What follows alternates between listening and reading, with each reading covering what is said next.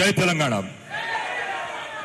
మిత్రులు, సభాధ్యక్షులు, మాజీ శాసనసభ్యులు సంట వెంకట వీరయ్య గారు, ఈనాటి ముఖ్య అతిథి మన రామన్న కేటీ రామారావు గారు, వేదిక మీద ఉన్న పెద్దలందరికీ, వేదిక ముందున్న సత్తుపల్లి నియోజకవర్గ బీఆర్ఎస్ పార్టీ శ్రేణులందరికీ ముందుగా నా నమస్సుమాంజలు. మిత్రులారా, ఎక్కువ సమయం కేటీఆర్ గారికి ఇస్తా కాబట్టి కేవలం 2 నిమిషాలు 2 వాక్యాలు చెప్తా.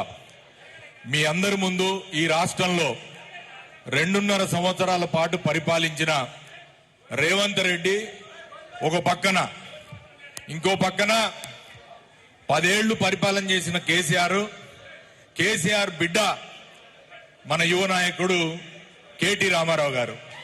ఒక్కసారి రెండు పక్కల 2 స్లైడ్లు వేసుకొని చూస్తే, ఒక పక్కన బట్లర్ ఇంగ్లీష్ మాట్లాడే హిట్లర్ రేవంత్ రెడ్డి, ఇంకో పక్కన అనర్గళంగా ఏ లాంగ్వేజ్ అయినా సరే అందరినీ ఆకట్టుకొని ఇంటర్నేషనల్ లెవెల్లో గుర్తింపు పొందిన మన రామన్న యువ నాయకుడు ఇంకో పక్కన. ఒకసారి ఆలోచన చేయండి.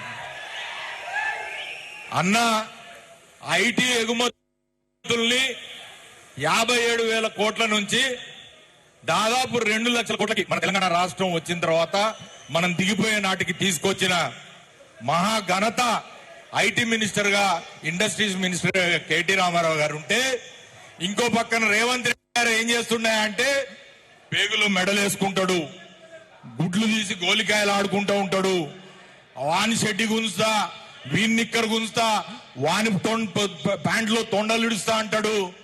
ఆఖరికి చివరికి విలేకరులు లేదా ప్రెస్, మీడియా వాళ్ళని బెదిరిస్తాడు, మీడియా హౌజుల్ని బెదిరిస్తాడు, కాలేజీలో ఫీజు రింబర్స్మెంట్ అడిగితే వాళ్ళని బెదిరిస్తాడు, ఆరోగ్యశ్రీ డబ్బులు ఇవ్వమని హాస్పిటల్ వాళ్ళు అడిగితే వాళ్ళని బెదిరిస్తాడు, వాళ్ళకి ఇచ్చిన భూమిని వాళ్ళు కాపాడుకుంటానికి కోర్టుకెళ్తే ఆఖరికి వాళ్ళని బెదిరిస్తాడు. తప్పుడు కేసులు పెట్టి 2.5 సంవత్సరాలుగా బీఆర్ఎస్ శ్రేణులతో పాటుగా నాయకులను కూడా బెదిరిస్తాడు. ఇంకో పక్కన వ్యక్తిత్వ హననం చేస్తూ క్యారెక్టర్ అసాసినేషన్ చేసి మన నాయకుల్ని మరి కించపరచాలని చూస్తాడు. కానీ మిత్రులారా, నేను చెప్తా ఉన్నా, నాకు ఈ పార్టీలో దశాబ్ద కాలం నేను ఆయన సహచరుడిగా పనిచేసినా, అంతకన్నా ఎక్కువ కాలం ఆయనకి మిత్రుడిగా ఉన్నా. ఆయనంత వినయ విధేయ రాముడు నేను ఎవరిని చూడలే. ఇది పొగట్టానికి చెప్తలేను. ఆయనకున్న best quality, is having the most humility towards human beings. మనుషులంటే విలువ, చిన్నపిల్లలంటే విలువ, ఆడవాళ్ళంటే గౌరవం.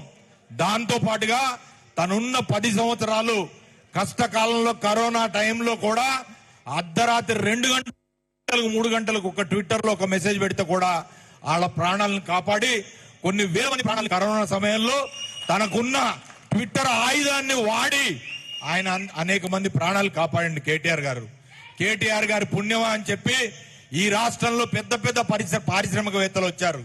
ఆ పారిశ్రామికవేత్తల్లో ఒక గోయంక గారు అని ఒక ఆయన వస్తాడు.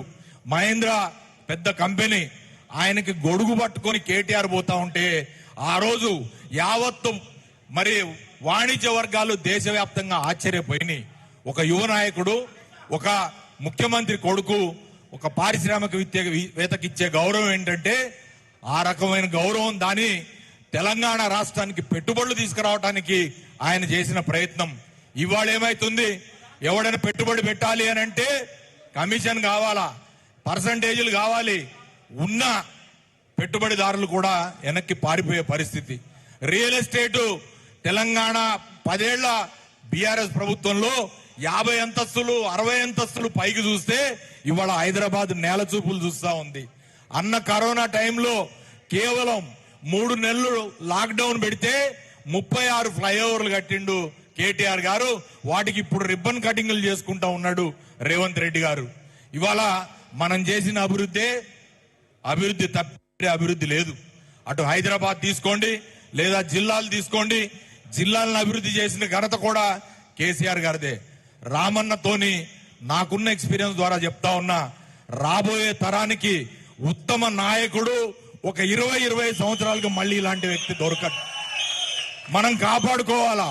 ఇలాంటి వ్యక్తులని మనం కాపాడుకుంటే తెలంగాణ సమాజానికి శ్రీరామ రక్ష.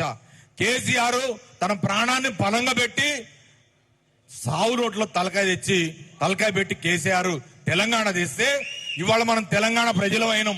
పుష్కర కాలం ఆయన కష్టం ద్వారా వచ్చిన ఈ తెలంగాణ ఈ ముష్కర్ల పాలైందనే ఒక్క బాధ మాత్రం ప్రతి ఒక్కళ్ళ గుండెల్లో ఉంది. తప్పు చేసినాం, ఆ తప్పును సరిదిద్దుకోవాలి. 2.5 సంవత్సరాలు అయిపోయింది మిత్రులారా, ఇంటర్వెల్ అయిపోయింది. 3 క్యాలెండర్లు దిగిపోయినాయి, ఇంకొక 2 క్యాలెండర్లు దిగాలంతే. ఆ 2 క్యాలెండర్లు 27 సంవత్సరం 28 సంవత్సరం 2 క్యాలెండర్లు తెగాల. అంతవరకు మీరు ఓపిక ఉండాలా. ఆ తర్వాత తెగి కింద పడేది ఈ కాంగ్రెస్ ప్రభుత్వం, ఎగిరేది గులాబీ జెండా. అందులో మొట్టమొదట ఖమ్మం జిల్లాలో ఈ సత్తుపల్లి నియోజకవర్గంలో మొట్టమొదటి గులాబీ జెండా ఎగరాల. గులాబీ జెండా ఎగరని ఏ నియోజకవర్గం కూడా మన ఖమ్మం జిల్లాలో ఉండొద్దు. కాబట్టి ఈ వేదిక ద్వారా నేను ఖమ్మం జిల్లా ప్రజలకు మరొక్కసారి అడుగుతా ఉన్నా. అనేక సార్లు అనేక పార్టీలకి అవకాశాలు ఇచ్చారు. ఈసారి మీరు తెలంగాణ మరి జాతిపిత కేసీఆర్ గారికి మళ్ళొక్కసారి అవకాశం ఇవ్వండి. ఖమ్మం జిల్లా ప్రజలకి ఓట్లు వేయకపోయినా సీట్లు ఇవ్వకపోయినా ఇంత చేసిన కేసీఆర్ కి ఒక్కసారి రుణం తీర్చుకుందాం అని చెప్పి ఖమ్మం జిల్లా ప్రజలకి ఈ వేదిక ద్వారా తెలియజేసుకుంటూ మరొకసారి బలమైన సత్తుపల్లి నియోజకవర్గంలో పార్టీ నిర్మాణానికి మరింత బలానికి చేకూర్చడానికి వచ్చిన కేటీ రామారావు గారికి మీ అందరి తరఫున ధన్యవాదాలు తెలియజేసుకుంటూ సెలవు తీసుకుంటా ఉన్నా. జై తెలంగాణ.